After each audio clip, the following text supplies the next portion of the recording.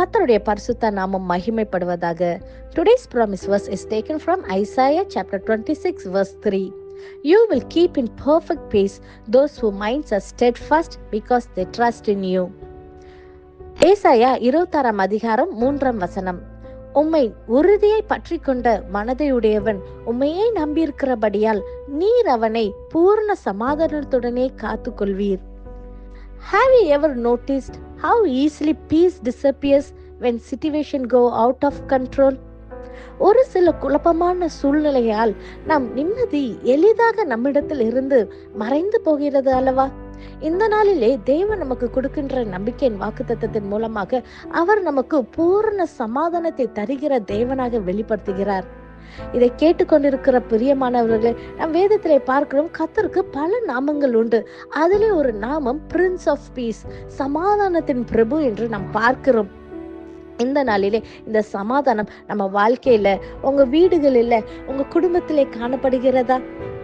தேவ பிள்ளைகளே, ஒரு சிலவருக்கு நம் வீடுகளில் நம்ம நல்ல சந்தோஷத்தோட சமாதானத்தோடனே காணப்படுகிறோம். ஆனால் நீங்க ஒருவேளை நீங்கள் வேலை பார்க்குற ஸ்தலங்களிலோ, நீங்கள் பிஸ்னஸ் செய்கிற இடங்களிலோ, அல்லது படிக்கிற இடங்களிலோ சமாதான குறைச்சலோட இருக்கலாம். அல்லது ஒரு சில பிள்ளைகளுக்கு அவங்க வெளி இடத்திலே நல்ல சமாதானத்துடனே காணப்படலாம். ஆனால் வீடுகளிலே வரும்பொழுது குடும்பத்துக்குள்ளே சமாதானம் இல்லாத ஒரு சூழ்நிலையாக இருக்கலாம்.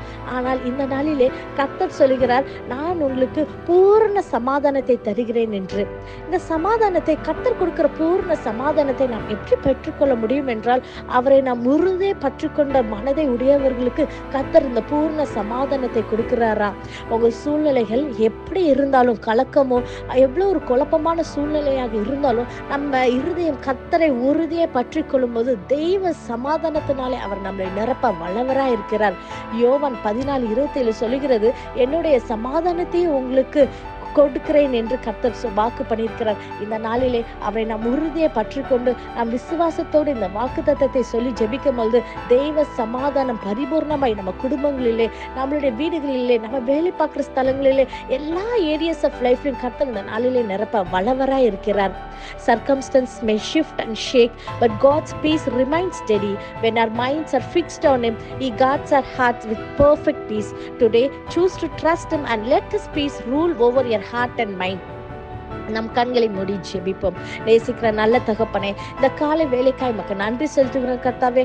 அப்பா, இந்த வாக்குத்தத்த வசனத்துக்காய் மக்கு நன்றி செலுத்துகிறேன் கர்த்தாவே. அப்பா, இந்த வாக்குத்தத்தத்தை விசுவாசித்து ஜெபிக்கிற ஒவ்வொரு பிள்ளைகளுடைய வாழ்க்கையிலும் கர்த்தாவே, நீர் அவர்களை பூர்ண சமாதானத்தோடு நீர் காத்துக்கொள்ளும்படியாக ஜெபிக்கிறேன் கர்த்தாவே. உம்மை விசுவாசிக்கிற பிள்ளைகளப்பா, உம்மை உறுதியா பற்றுக்கொள்ளபடியால் கர்த்தாவே, இந்த வாக்குத்தத்தை இந்த நாளிலே அவங்க வாழ்க்கையில நிறைவாய் காணப்படட்டும் ஏசப்பா. ஆசீர்வதித்து பலப்படுத்துங்க. இயேசுவின் மூலம் ஜெபிக்கிறோம். ஜெபம் கேட்டபடியால் ஆமென். God bless you.